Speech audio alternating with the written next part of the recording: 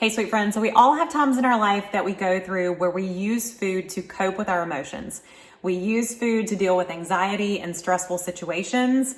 And hey, listen, I have been known to find myself handling a little too much dark chocolate and peanut butter from time to time. So there is zero judgment from me. However, we do all know that if we continue this cycle for a longer period of time, that it can lend some pretty terrible things for our health.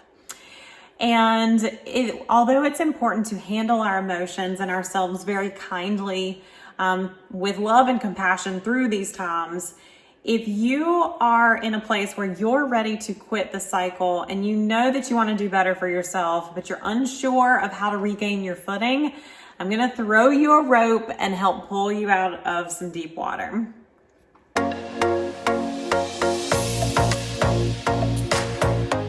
Hey, sweet friends. So today we're going to chat about overcoming stress eating. I'm going to give you my top tips to help you get on the other side of dealing with stress eating so that you can track down your goals, feel awesome, and not end up with the quarantine 15.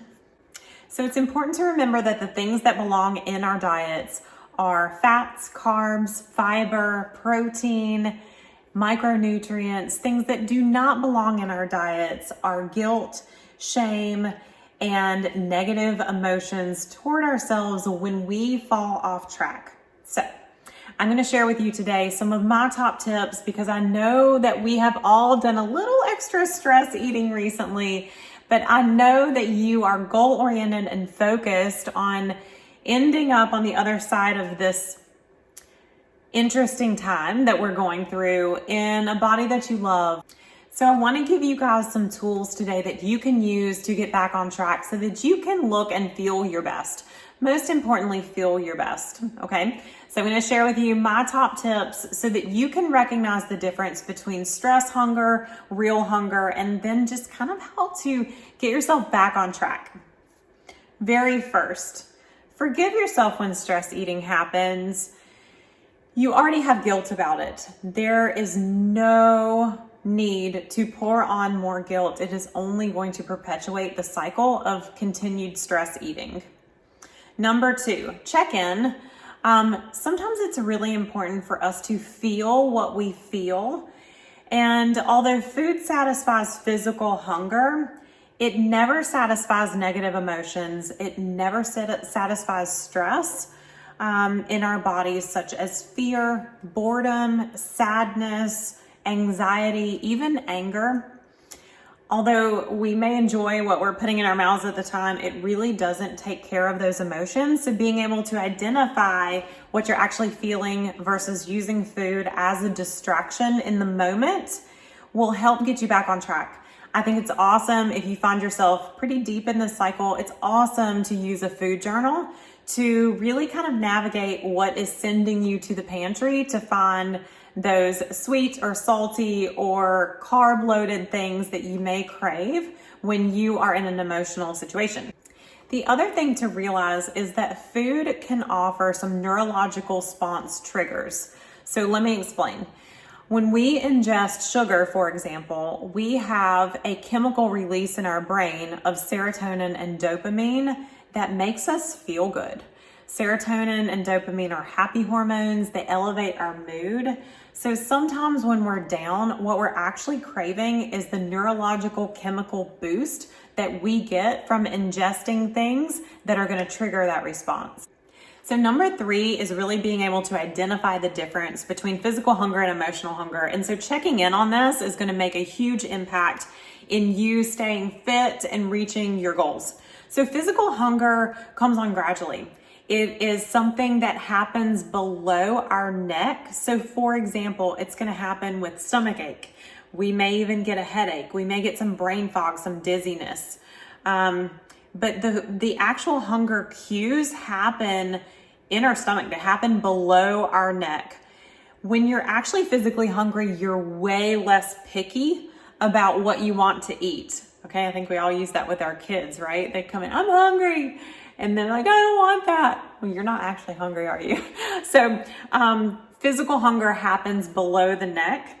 It is also connected to body sensations such as fullness, We can stop eating because we're full when we're physically hungry. And also we have no feelings of guilt or shame when we are satisfying physical hunger. Emotional hunger triggers can come on suddenly. They just show up, right? We feel a feeling, all of a sudden we're craving chocolate. Okay, so emotional hunger can be triggered by different cues. Emotional hunger is from the neck up. So normally we're craving something like in our brains. We have an idea of something that sounds good, or, oh, we really want that, or all of a sudden we have a craving. So those cues come from the neck up. We can be triggered by smells, anything from the neck up. Okay, so smells, a thought in our brain, and it's a desire for texture or taste, or a certain, either like a crunch or salty or sweet. It is a desire, a neurological desire for an actual thing. We have a hard time connecting with fullness because we're not actually hungry. So emotional hunger is based on, all neurological, anything from our brain, our senses. So it's hard to stop eating for being full because we were never actually hungry. And then normally with emotional hunger, there are sensations of guilt that are associated with being emotionally hungry and satisfying our emotional sense of hunger. Okay, so fourth is to use a technique I call Halt. So it stands for hungry, it's an acronym, stands for hungry, angry, lonely, or tired. So these are some of the situations that we see frequently that are triggers for emotional eating. So you can always stop, you can check in with yourself. Am I hungry? Am I angry? Am I lonely? Or am I tired? And so if you can say yes to those, you probably just need to march yourself right out of the kitchen and do something else. Find a pattern interrupt, which we'll talk about in a minute. Okay, so number five. Five is a pattern interrupt. So if you find yourself and you can identify, hey, this is emotional hunger, interrupt the pattern. What can you do to satiate your emotions? Sometimes journaling really helps. Remove yourself from the situation. Go for a walk, read a book, ride a bike, call a friend.